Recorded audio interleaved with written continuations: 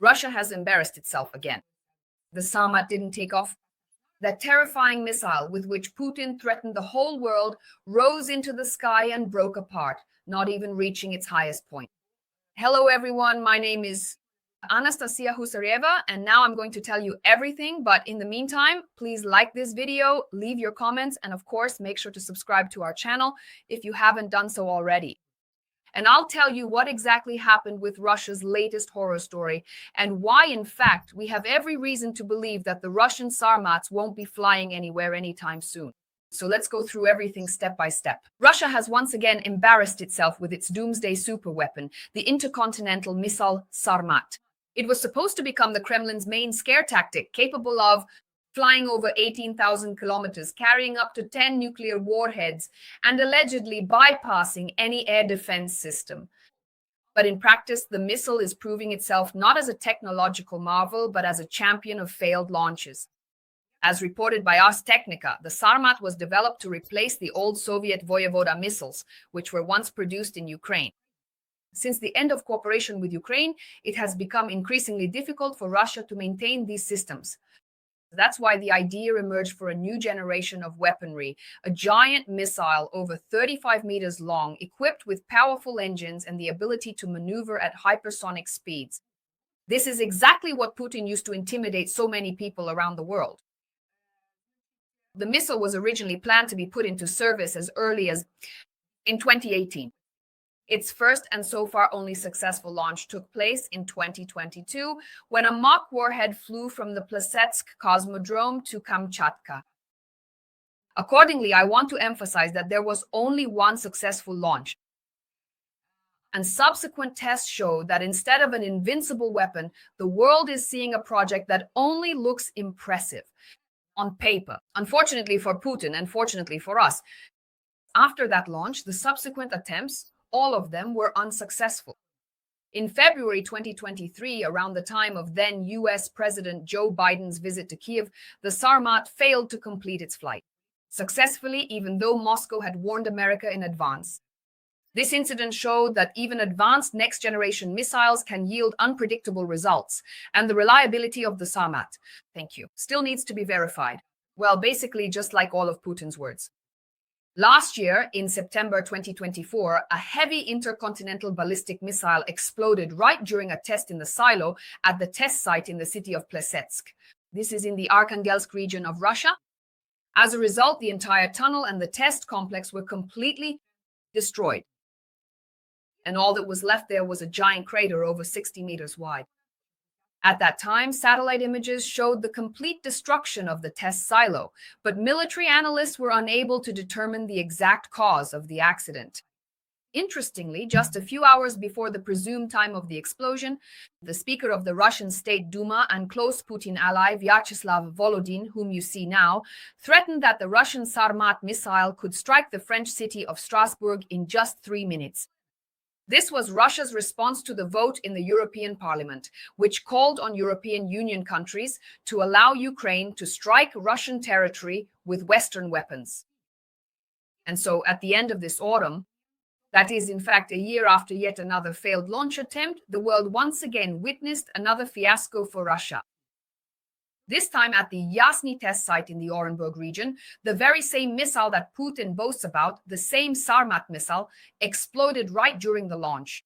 Although the missile was supposed to fly over 6,000 kilometers, in the end it couldn't even cover 1.5 kilometers. Witnesses heard a powerful explosion, and the video on social media, which we are showing you now, also demonstrated that the missile, almost immediately after launch, began to veer off course, flipped upside down, lost thrust, and crashed nearby, with the area of the fire reaching no more and no less about 40 hectares. And so the video you see is footage taken by eyewitnesses, and many people were actually frightened by this. Thank you.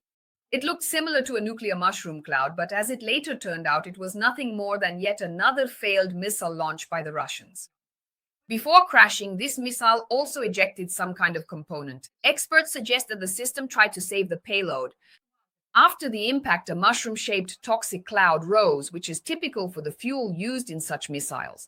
Satellite images confirmed that a new crater appeared near the silo and debris fell to the ground. It is still not known for certain which specific missile fell and exploded upon impact. Pavel Podvig, a research fellow at the United Nations Institute for Disarmament Research, explained that it is specifically about the Sarmat missile. Although the resolution of the images is not sufficient to establish this with 100% certainty, it is most likely that it is indeed the Sarmat. He noted that due to last year's missile explosion in Plesetsk, a decision may have been made to conduct the test at the Dombarovsky base. The expert also pointed out that it would be strange if, as some have suggested, it was about the Voyevoda missile, or Satan as classified by NATO. By the way, this is what those very missiles look like. After all, they haven't been launched for over 10 years. And most likely they won't be launched anymore. In addition, an employee of the UN Institute for Disarmament Research suggested, thank you, that even if it was a missile equipped with an avant-garde warhead, the malfunction occurred in the missile itself, not in its payload. And of course, this topic has not escaped the attention of many experts and military analysts. And so an expert in missile weaponry from a French research center, from the Fondation pour la Recherche Stratégique, Etienne Marcus, stated that although the type of missile has not been officially confirmed, it was most likely a Sarmat. According to him, in recent days, official NOTAMs, notifications for pilots about temporary restrictions or danger zones, have been published. In the airspace covering the area between Dombarovsky and the Kura test range in Kamchatka, and the specialist also reminded that this area was most recently used for launches of the hypersonic weapon, specifically the avant-garde glide vehicle. He noted that the launch zone was calculated not for the silo that had previously been used for tests, but for another, recently modernized one for the avant-garde. According to him, work on this silo began in the spring of 2025 after the ice melted. In his opinion, the urgent reconstruction of the missile silo at Dombarovsky confirms the hypothesis that, thank you.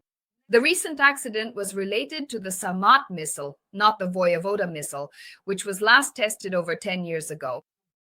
And after the complete loss of the Sarmat silo at Plesetsk in September 2024. The main hypothesis remained the continuation of tests from the future combat deployment positions of the missile. And this time, the work was already being carried out in Uzur and Dombarovsky.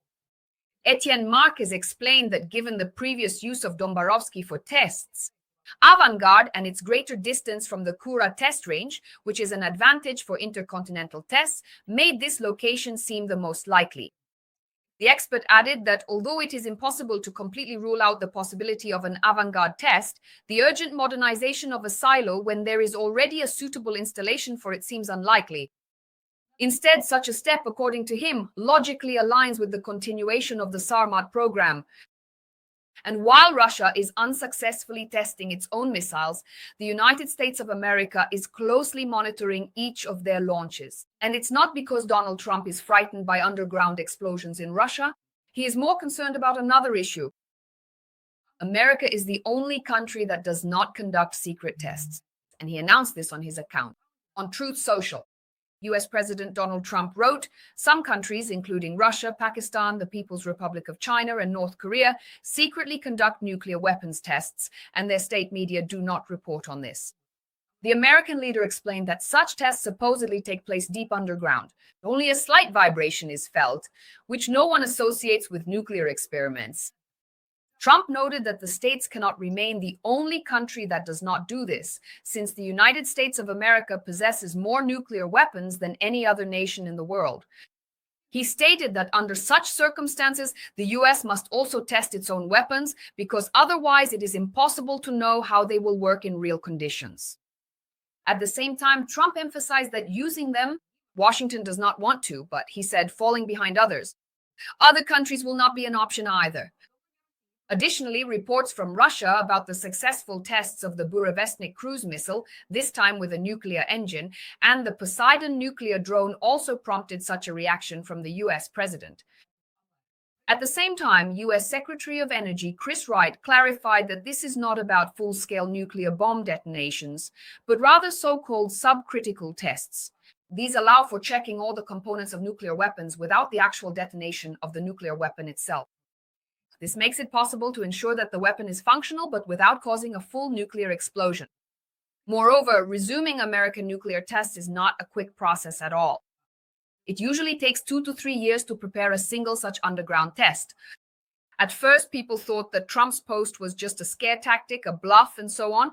After all, it is important to remember that the last full-scale nuclear test conducted by the United States took place in 1992. Russia, for its part, officially stopped testing in 1990, and China followed suit in 1996. The moratoriums coincided with the end of the Cold War between America and the Soviet Union and became the political foundation for the Comprehensive Nuclear Test Ban Treaty. The US signed it but did not legally ratify it. However, it effectively established an international norm for all members of the nuclear club. Since the late 1990s, only North Korea has stepped outside this norm. But even it has voluntarily observed the moratorium since 2018, at least officially. Meanwhile, Russia and China categorically denied Trump's claims. However, the media reminds us that in recent years, both countries have indeed been actively expanding their nuclear tests and test sites. One of China's nuclear infrastructure sites, located on a dried-up salt lake in the Xinjiang desert, according to satellite images, 2 years ago, analysts already noted that at least 6 underground tunnels had likely been built in the region. There are suspicions that these tunnels may have been intended for conducting cold nuclear tests, tests that do not involve a full-scale nuclear explosion. Beijing officially claims that the tunnels are used for scientific research. Some of the tunnels in Xinjiang are among the deepest in the world. According to experts' estimates, each tunnel can house more than 1 missile, indicating a potentially larger nuclear arsenal than is publicly acknowledged. Senior research fellow at the Center for Security Policy, Grant Newsham, notes that China views nuclear weapons as one of the tools in its military strategy. According to him, these underground complexes allow for the placement of missiles in protected silos and can be used both for deterrence and for real-world application if necessary. Well, these are the failures of Sarmat. We are once again reminded that even the Kremlin's loudest horror stories do not always correspond to reality. Well, for now, of course, we are wondering what will happen next.